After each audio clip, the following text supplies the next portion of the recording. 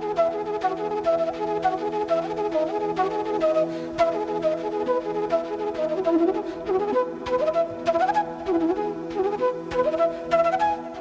afternoon. Welcome to EduSat Network. Friend, today we have lecture on Indian knowledge system and approaches in West. How the Indian knowledge system is being seen, and their discussion on this topic, how the Indian knowledge system may be explored in different manners. So there are discussion on this topic.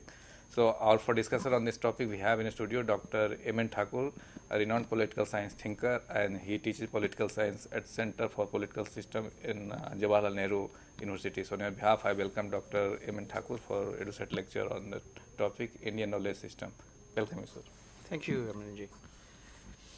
What I'm going to do today is, I will be trying to map the approaches to Indian knowledge systems that is being adopted in the West. Generally, what happens during this period, the last month of the year, you have a lot of Indians coming to India, a lot of NRIs, both philosophers and others coming to India. Also, scholars in the West, they do come to India. In last couple of years, we have realized that many of them who come to India, they are showing deep interest in Indian knowledge tradition. So we thought that maybe it would be a good idea to see what are the major approaches that they adopt towards Indian knowledge system. When I say Indian knowledge system, what does that mean? Indian knowledge system would mean basically the classical Indian philosophical tradition, the classical Indian philosophy, the Ayurvedic medicine system, the philosophical traditions that emerged with the Islamic civilization in India, the kind of knowledge generated during the anti-colonial struggle. So you have a range of things together which you can call Indian knowledge system. Now, I am not going to deliver a detailed lecture on the idea of the Indian knowledge system per se. What I am going to do is, I am trying to see how the scholars in the West, they are looking at the Indian knowledge system. As we know, initially, the most prevalent approach about Indian knowledge system was that it was a matter of the past. It can be taken as something of archival value. It is a part of civilizational growth, and at some stage this was considered to be a pre-modern knowledge tradition. And with the advent of modernity, we have realized that this has become more or less irrelevant. One can keep them for archival reasons, one should read them also if needed, one can talk about that if possible, but they cannot be any source of knowledge. They were not knowledge systems. In fact, it was considered that it was basically a kind of a tradition. And at times when during the freedom struggle of India, some people tried to invoke that, some people tried to talk about that. It was considered that it was basically an act of revivalism. They wanted to revive the proud of India in order to make nationalism more acceptable. They tried to invoke certain kind of Indian knowledge system so that people can easily link themselves with that and Indian nationalism can take shape. So therefore, it was considered to be a kind of revivalism which was not needed after we got independence. After we got independence, in fact, the discourses on Indian knowledge system that emerged during colonial period more or less collapsed.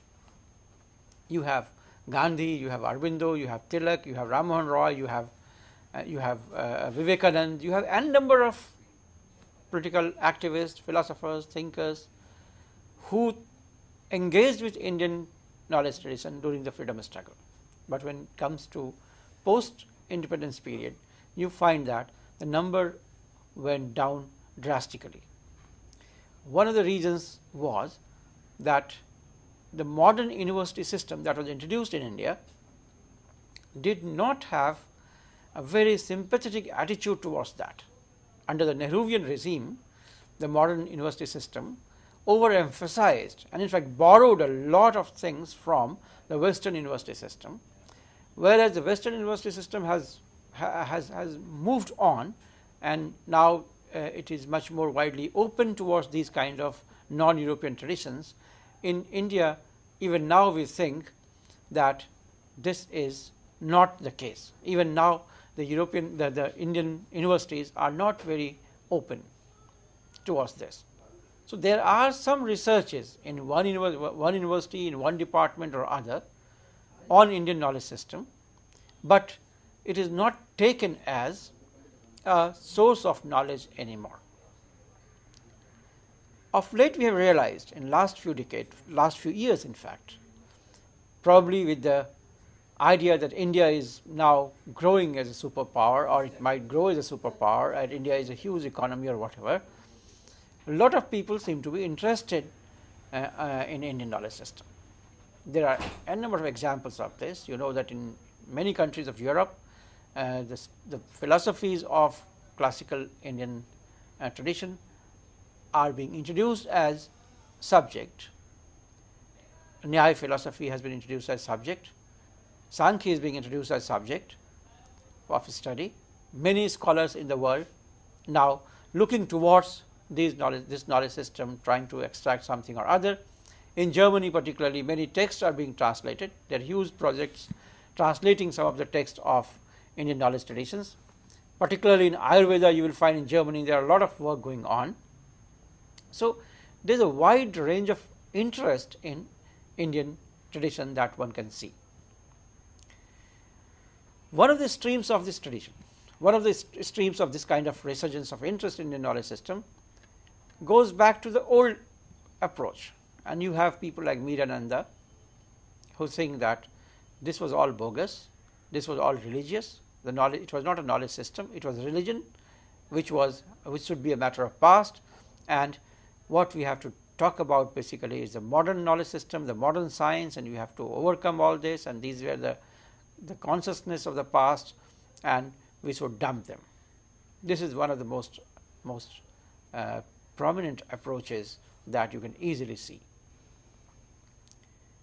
I do not know to what extent these people have engaged with Indian knowledge system. I have no idea, but it seems that this approach is part of the larger colonial project that they are carrying forward either consciously or unconsciously. There is a possibility that they have not really examined the way Indian knowledge system does exist even today. One can't say that whatever existed in Indian knowledge system, let me say it in the beginning itself, one can't say that whatever existed in the Indian knowledge system are all good. One can't even say that there is no contradiction within this. There is nothing that one can think of as final truth in the Indian knowledge system. As like any other knowledge system, Indian knowledge system should also be taken as evolving system, incorporating a lot of contradictory situations. There is a power relationship that exists within that knowledge tradition. There is nothing called ideal and universal or anything, but take it as a knowledge system. That I think is a very important issue, but the first kind of approach does not take this as a knowledge system at all. They take it as if this was religion and to be discarded, and anybody who talks about any part of this as knowledge basically is trying to revive that thing, and it is a kind of Brahminical revivalism, or it is a kind of religious politics. So all kind of points are being made. There is another kind of approach to this. Sheldon Pollock in Columbia University, he has a project, it's a big project called Death of Sanskrit. People like Sudipta Kaviraj, a political scientist from India, works with this project. Many other people are there. Jonathan Ganeri is there. So, these people have different take on Indian knowledge system. They are saying that yes, of course, it was a knowledge of the past. It was not only a religious tradition, but it was a knowledge tradition. The first thing that do accept, and that is the difference with the first and between the first and the second approach. They say that it is a knowledge system, but it is a thing of the past. It's almost a dead knowledge system. Now, the task of the modern generation is to bring out whatever is possible from this dead knowledge tradition. And therefore, they are approaching various texts, they are trying to read text, interpret text, rewrite text, and they think that in various fields of modern knowledge, one can look into this tradition and appropriate some of the things to enrich the modern knowledge system.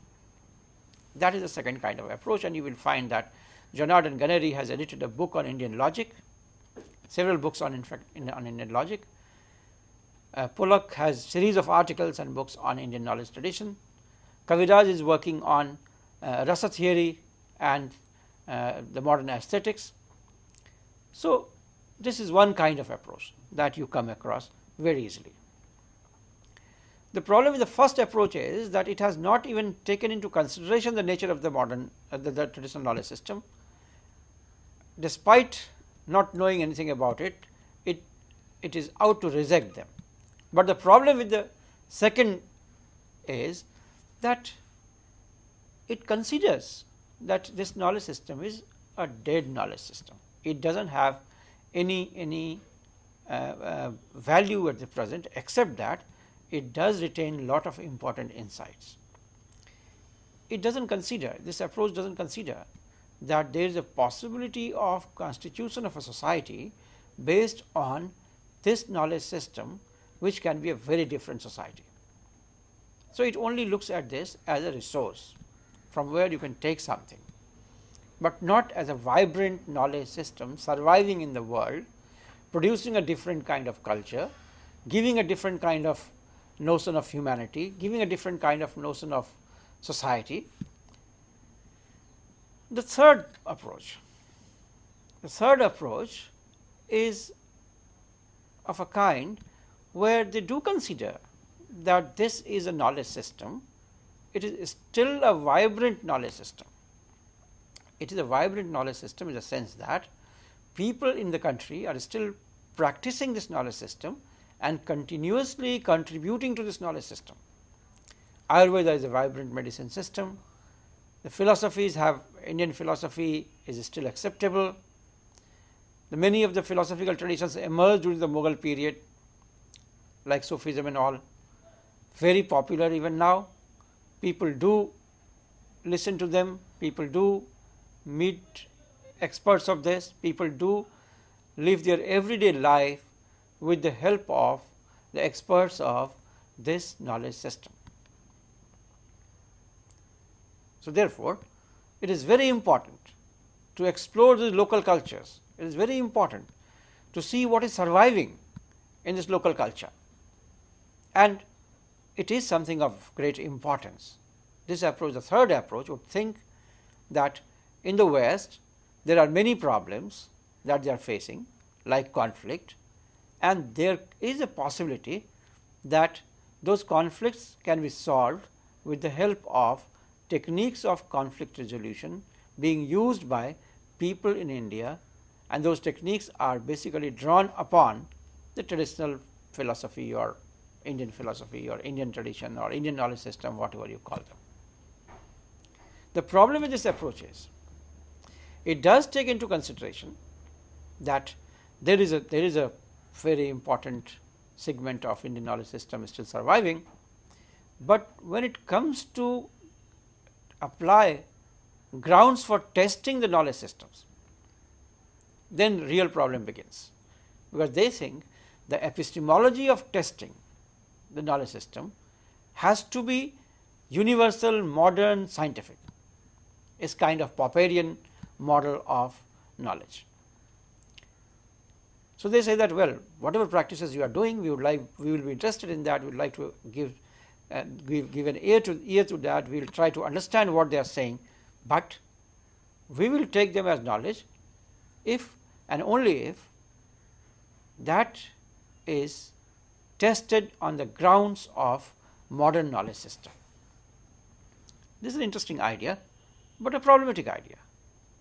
The problem with this is that different cultures have produced different kinds of epistemologies, and on what grounds should we think that there is a universal epistemology that is produced in the science, in the modern science? Even in modern science, if you go into the debates in modern science, you know Thomas Kuhn, who is suggesting that what is scientific, what is not, depends on how the community defines that.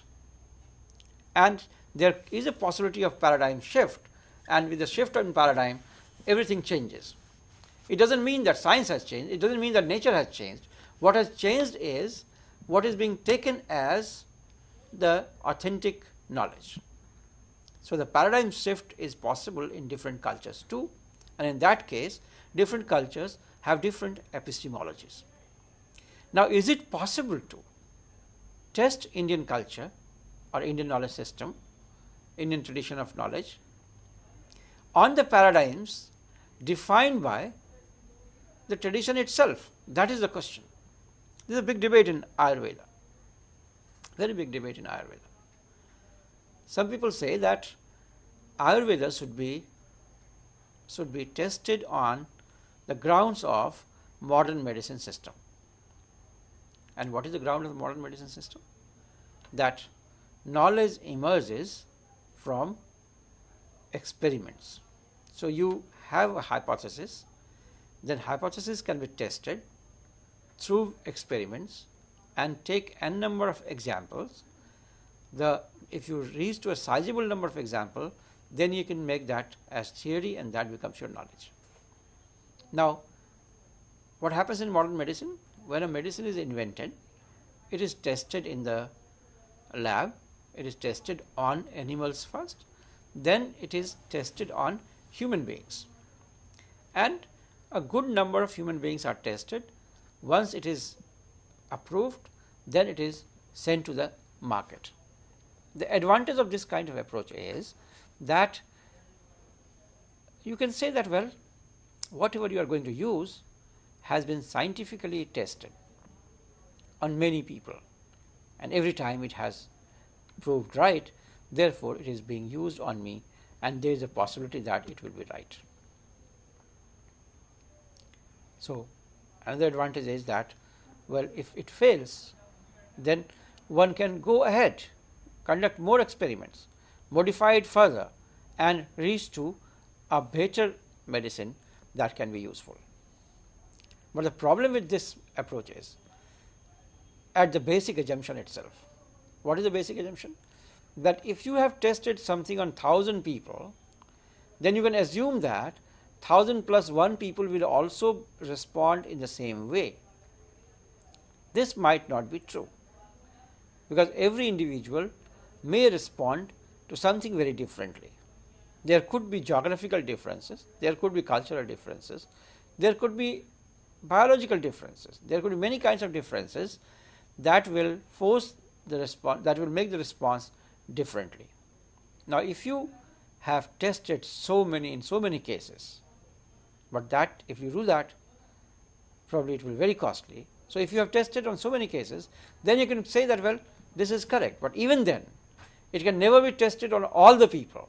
Therefore, it will always remain a realm of possibilities. So, what we claim as knowledge is not knowledge, it is only a probability or possibility. That is the position that today has become very important, that you cannot have any authentic scientific knowledge of anything. If that is true, then where is the claim that they make of scientificity? Where is the claim that they make of some medicine being more tested, therefore more authentic? Opposed to that, what happens in Indian tradition, it is assumed that the knowledge has really been revealed, knowledge has been given by God to the Vaidya, and the Vaidya then tries to use that. So, if he fails, it means that not the knowledge system has a problem, but it means that the person who has acquired knowledge has not acquired it properly. Now, this is a problematic situation, that you will never make an advance. You will always say that probably this is this is the best available thing and this is the final thing. But the truth is not so. Even in Ayurveda, people keep making experiments. I think there is a scope of experiments and arriving on certain conclusions, but it's on a very long term basis. Epistemologically, they do not depend their finding, they do not depend their final formulations on the experiments alone. It has certain kind of insights, of course, it has certain kind of character which can't be very objectively defined, but then it has an experience with it, which is a very long experience, and every time these experiences have been documented properly. So, what is important is the perception of the body, the perception of the medicine, the way they think of all these things. That is very important. So, maybe we can think of using the basis of knowledge available in one for the other and vice versa. But the more important thing is that this idea of the knowledge is rooted in the larger concept of the body, the larger concept of nature. So, there are possibilities that two different cultures have two different kinds of epistemologies, and in that case, if you try to test the other culture with one particular epistemology, you are bound to fail. Take for example the tribal communities. The tribal communities have this idea that land does not belong to any individual, it is a common resource, it is a common property, it is a common resource in fact. Now, if somebody who has no notion of common resource reaches to a tribal society, what will he see there? He will be completely confused. How can the resource be commonly owned? I think the idea that resource can be commonly owned is rooted in a larger context, and the larger context is how are you looking at the nature itself, how are you looking at the relation between human beings and nature. So, you cannot really ignore that larger context. So, therefore, if you are trying to look into other culture, there is a need to take the epistemological assumptions of other culture very seriously. I am not saying that therefore, there should be cultural relativism. I am not saying that. I do not think that. I think among the human beings of different cultures, there are certain things which are common, and those common things do produce common results, but there are many things also which are different, and those different things might produce different results. So, to argue that they are all common is as wrong as to argue that they are all different or completely different. I think the real thing exists somewhere between completely similar and completely different. So, this idea that the culture, different cultures have to conform to the modern Western scientific epistemology would be a problematic idea. Professor Bal Gangadhar, one of the professors in Brussels, suggests this kind of model, and I think there is a big problem with this. So, they have a project, a very big project, mostly in south of India, of exploring local culture. They are doing the exploration of local culture, but if you do not understand the epistemology around which the local culture is constituted, then there is a possibility that you will misappropriate that, you will misunderstand that. So, this is a real challenge for us. How do we understand these local cultures within the larger epistemology within which the culture is formulated? Because the larger epistemology itself is lost, as the experts who try to look at the local cultures do not have much idea of the larger epistemology. I will come to that a little later. There is a third kind of approach. A professor in McGill University, Arvind Sharma, adopts this kind of approach. He thinks that, well, we should actually do comparative religion or comparative culture. We can only compare. I think this is a good idea, because you do two things in this while comparing. One, that you evolve a very deep knowledge of your own culture, of your own society, of your own religion, of your own knowledge system, very deep rooted. And then you also have quite deep rooted knowledge of the other system, and then you are comparing them together. If you are comparing them together, you, by knowing the difference and similarity, you know each other a little better. That is the idea basically. So, comparative study of this kind, comparative study of philosophy has emerged from this. Arvind Sharma himself has written a large number of books on Hindu philosophy and compared somewhere this with the Christian philosophy, the Western philosophy or whatever. There is no doubt, it is a nice approach, but the problem with this approach is that it starts with the colonized way of looking at things, because in the comparison what you do is simultaneously you also develop a standard, and that standard comes from the West, and that standard you think needs to be practiced, and therefore the fulcrum of the debate remains largely Western, modern and Western. It does not really get into the core idea of the other culture. For instance, somebody will write an article on comparison between Nagarjuna and Hegel, comparison between Shankar and Hegel, very commonly done, comparison between Ayurvedic medicine, so one of the texts of Ayurvedic medicine and one of the texts of the European medicine.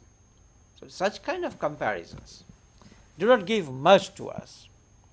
It is good to have it in order to enhance our deep knowledge of both of them, but it does not give much to us,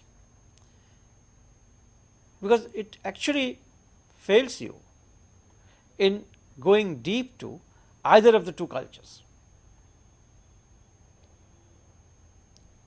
The whole study of comparison, the whole discipline of comparative study of religion or philosophy suffers from this problem. What we call comparison is not comparison, it is looking at one from the other point of view, despite the fact that we call it comparison. Now, there is a fourth approach, and there are some people in the West, may not be directly from philosophy departments or from academics, are deeply troubled by the way Indian philosophy and Indian religions are being taught in the universities. Deeply troubled. They think that the way it is being taught is a kind of distorted version of the original thing. Why it is distorted, why it is taught in this way, I do not think it is important at the moment. Maybe because they do not have this idea, maybe because they are not keen on it, maybe because they want to maintain that kind of colonial relationship of knowledge. So, all possibilities are there, but this is true that is there, that this kind of discrimination is there. Not only that, people like Rajiv Malhotra, who would be one of the persons in this kind of category, goes on saying that the Western civilization is capable of absorbing other civilizations, and it absorbs in a way, appropriates in a way that you are left with nothing. It appropriates and then it starts claiming its authenticity, it's claiming its ownership. These are very, very interesting. This is a very interesting approach and a very interesting comment that he makes. He compares the Western culture or meeting of two cultures, one powerful and one less powerful,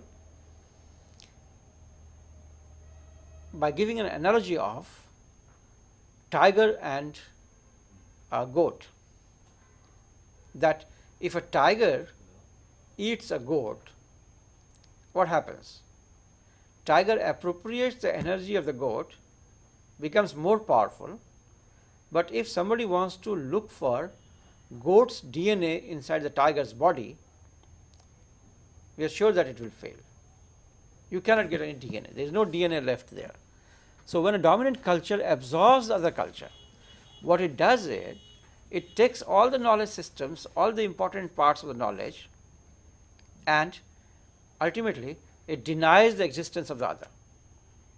This has happened in a big way in the European world. N number of examples are there. You can take examples in philosophy, the whole school of Schopenhauer and Nietzsche, which was deeply influenced by Indian philosophy, but gradually it's matter of research, or somebody who does complete research can understand what kind of relationship was there, but in the common sense we don't have this idea that these great thinkers have appropriated from the Indian traditions. In fact, when one of the great philosophers called Jacques Derrida was asked, "Are you influenced by Indian philosophy?" he said, I don't know. We know that Hegel was a great critic of Indian philosophy, but we don't know that he was also deeply interested in Indian philosophy.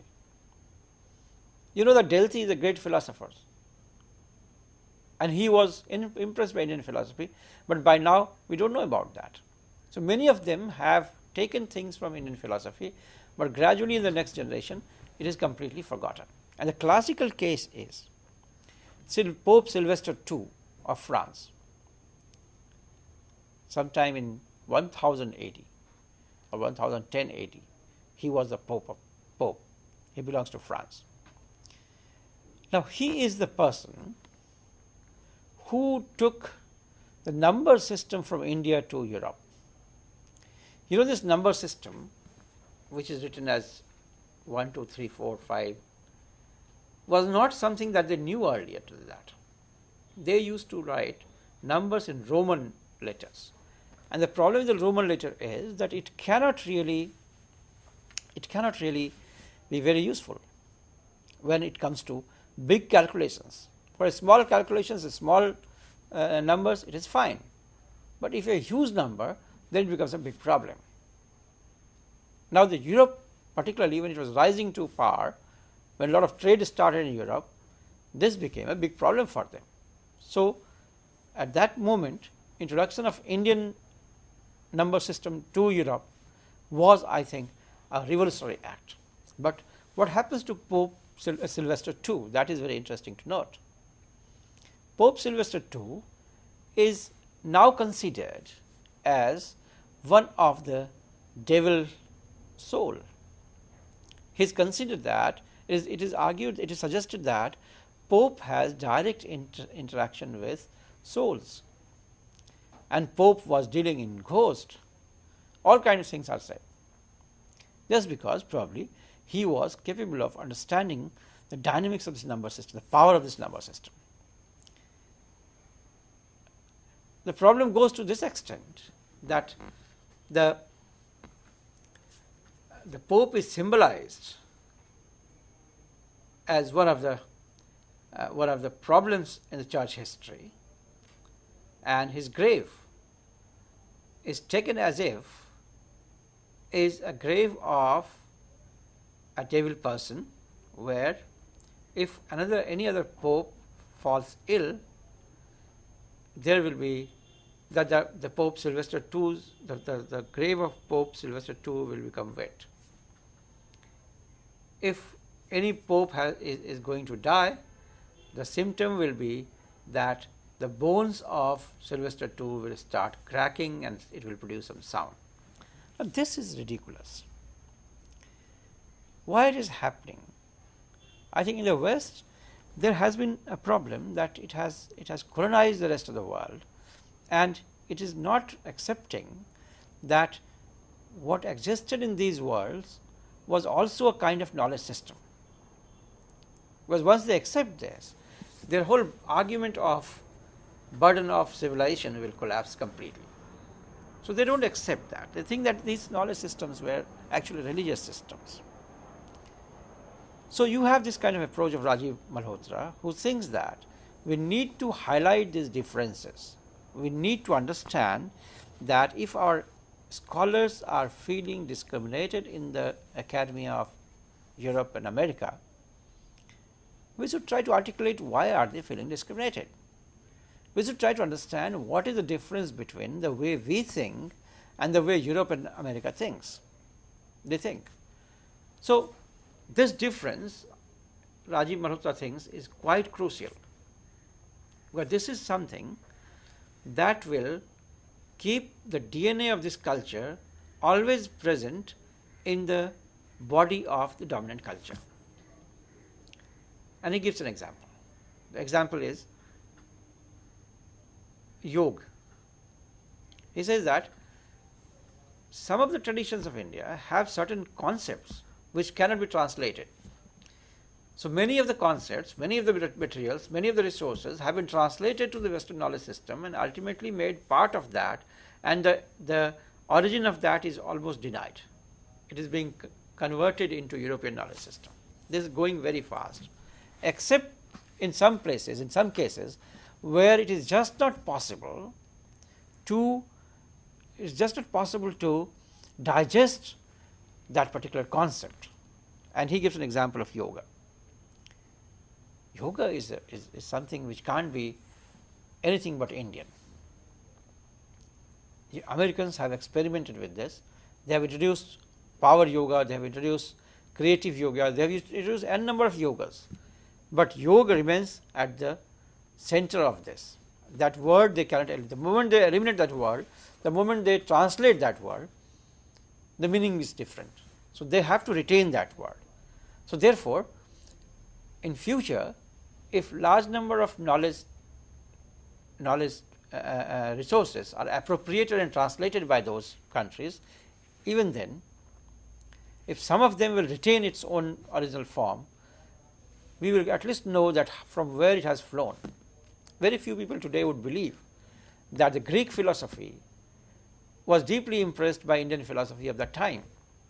Very few people will believe that the Arab philosophers were the pioneers in the field of science, not the Western science, not the Western scholars. Now, these are things which Rajiv Malhotra suggests that we should keep in mind while looking at the Indian tradition, and we need to engage with Indian tradition, because this is a huge resource that is available to us. Before it vanishes, before it is appropriated by the Western culture, before it is completely dumped, we must try to engage with it, appropriate it, collect it, document it, research on it, whatever you want to do. You have to do that. Now, how do we understand all four of them? You know, we have already discussed the problem of the first, we have discussed the problem of the second, and we have discussed the problem of the third. The problem with this last approach is that there is a feeling among the people who read Rajiv's works or who read works of that kind, that this project is actually located in the identity politics in the West. There is a possibility, and I'm almost being convinced, that many of the texts being written by contemporary thinkers in the West, contemporary Indian thinkers in the West, be it Amartya Sen or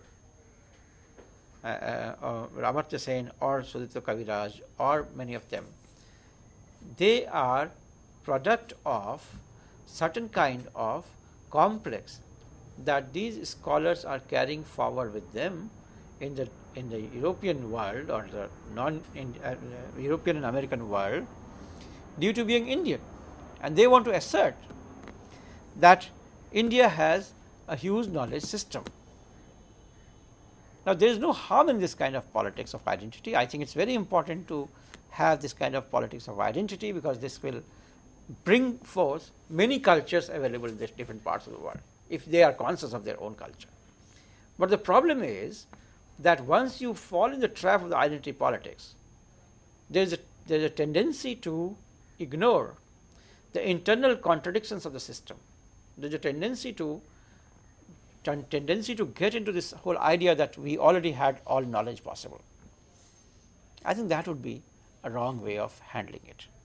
Let us accept that we had a knowledge system which might be different than the European knowledge system, and European knowledge system has developed a lot in last few hundred years. It has developed various techniques and methods. The world has changed, there are new problems, and any of the methods which are not modern methods will have certain kind of problem in explaining the contemporary world.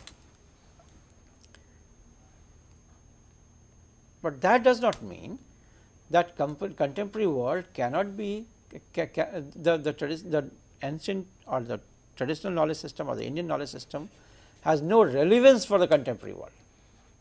I think there are two kinds of relevance. One is that there are dimensions which have not been have not been explored by the Western world, can be explored with the help of these knowledge traditions.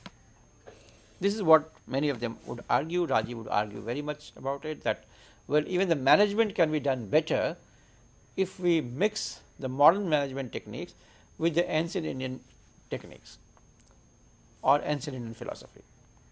There are certain doctors like Dr. Manchanda from AIIMS who suggest that the notion of the body in the Indian tradition is very interesting, and if a doctor, heart specialist, takes that as a notion of the body, then there is a possibility that he will treat the patient very differently. In fact, the hospital where he works, the Gangaram hospital, there is a yoga unit for heart patients, and he thinks that that works very well. So, he has a full page on why yoga is important for them.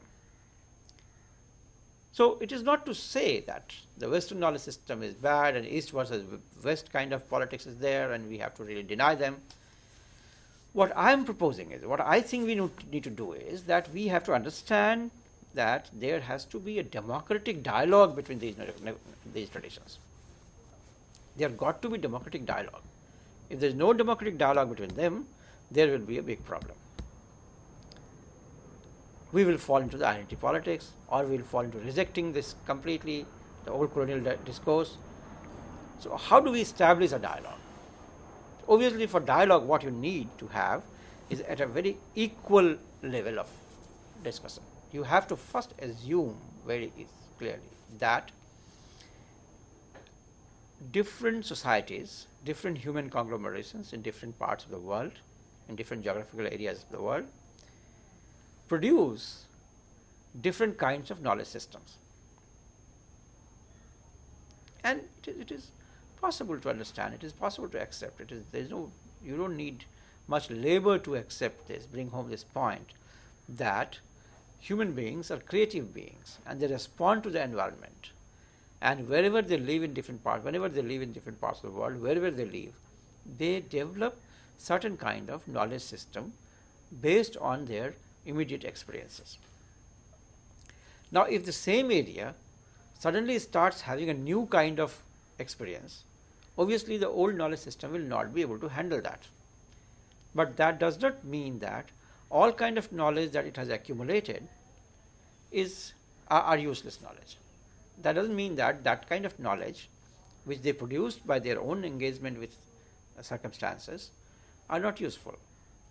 So, both of them might be useful. Similarly, if other part of the world start facing similar problems that was there in that particular geographical area, then probably the other part of the world will have to appropriate knowledge from that particular geographical area. That is the point. So, at one level, let us assume that all these knowledge systems are standing on, say, at the same level, and then they need to be engaged and democratically engaged. You reject and accept and engage in dialogue, not on the basis of the colonial relationship, the relation of domination and dominated, but on the basis of what you call a democratic relationship. That is the first thing. The second thing is that you have to understand that at some stage, one particular model of social system or life process has emerged in Europe, and that model gradually became widely accepted. But that could not be the only model of human existence. And once now that model is in crisis, then probably we need to look for other models. And where are the other models? Those other models are available in these non-European worlds, including India. Therefore, we should engage with them at that level, at the level of looking for new models of life, which can be completely different than the model of life that emerged in Europe. We may not need capitalism, we may need something else. We may transform the life process in a way that this is the urban based society will vanish and we have a new kind of model of rural based society. We do not know. My only assertion is that these different models of human existence should be taken seriously and should be taken simultaneously and should be taken democratically. That's the basic idea. So these are the four. What I did is I talked about four different models, and then I gave critique of them, and then I proposed a fifth model, which could be a better model of looking at these approaches, this Indian knowledge tradition. Thank you. So, do you think these to be feasible or likely to be taken up seriously, or the people as and they have been taking it that just for the purpose of for the sake of looking at the past and digging our treasures, but not seriously to give into the kind of model or for the benefit of the. I think at the moment the approaches I have spoken about, they do not talk about the alternative model. Okay. Partly because I think all four models I am talking about have emerged in the West. That is the model of the people located in the West, either Western or Indian or NRIs, whatever, but they are all located there. Now, the fact that they are looking into Indian tradition, it only shows that there is a problem in that culture, and they are going deep into it. Well, And these are the therefore- probable reason for that, looking at Indian tradition. That is one of the reasons that they all are interested in this, Okay. because all they are funded and they come here and they talk about it. They are also interested in hearing them. So these are the people who are our representative in those world. So Okay. they are taken there as experts. Though they come here, they take something, they engage in dialogue, they take things from here. But I think that time has come when these the problems of these four approaches have to be understood, and all these four kinds of people have to sit down and engage in a debate themselves about how to look into Indian system. Is this because of their own interest, or they find some kind of difficulty in the other culture, or because of the people of that country, they want to know about India and they fail to answer them? That's why they are looking at Indian tradition and I want think to know all both. this. I think both. It could be both ways.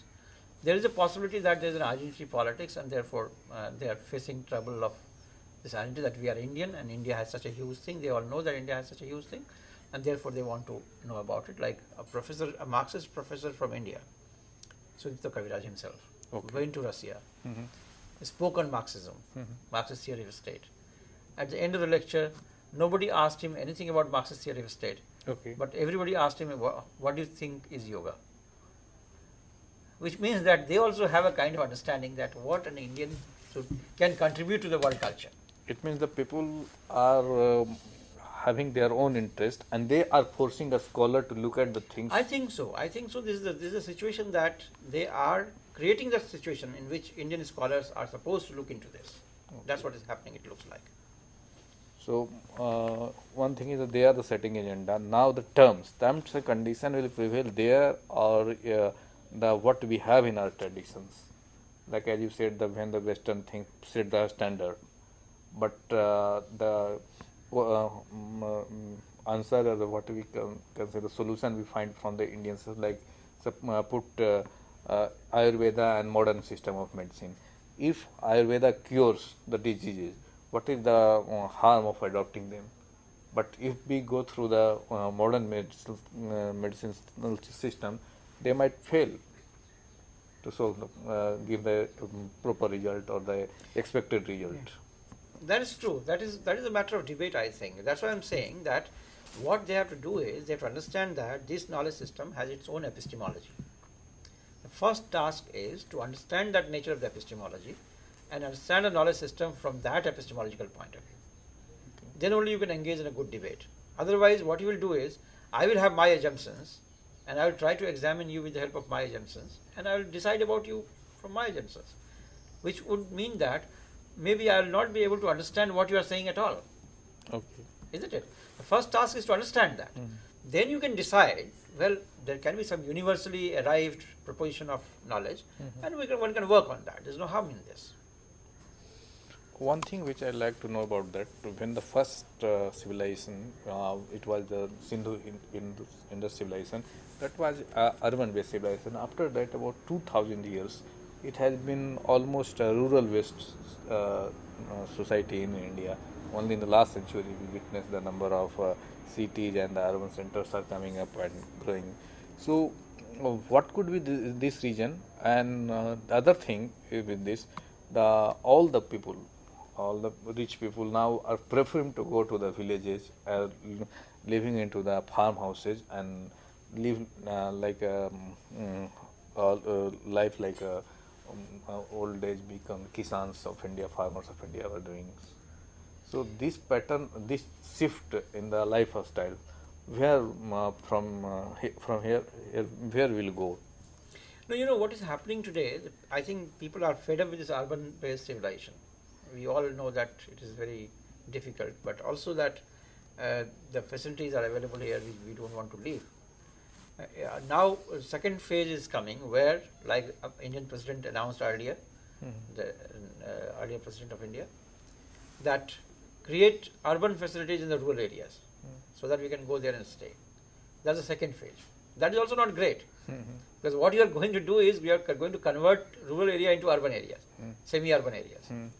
I think what is important is to recognize the importance of the rural way of life. It is important to recognize that this was also you are talking about the concept pura. Pura, yeah. What is important, we need to enter into the third phase, where we recognize that, look, there was a system of living which was like a village, where there was no violence, very less violence, maybe some caste system emerged at some stage, maybe some things would have been done to eliminate that caste system completely. There were problems. I'm not saying that there were no problems in that, but still I think it was not like the urban areas. And if you convert those villages into suburban areas, that becomes much more dangerous, because this is like a transition society. In the urban areas, laws are at least properly followed. In the suburban areas, you have more crime, because your police is less effective. So therefore, I think that task is to recognize the importance of the rural civilization, the civilizational importance of the rural areas, and then assert its autonomy and its possibility of return of this kind of civilization. Okay. So, well friends, we conclude the lecture here. I thank all of you for watching the lecture, and on your behalf I thank Dr. M. N. Thakur for giving such an insightful and wonderful lecture on the topic Indian knowledge system. Thank you very much. Thank you.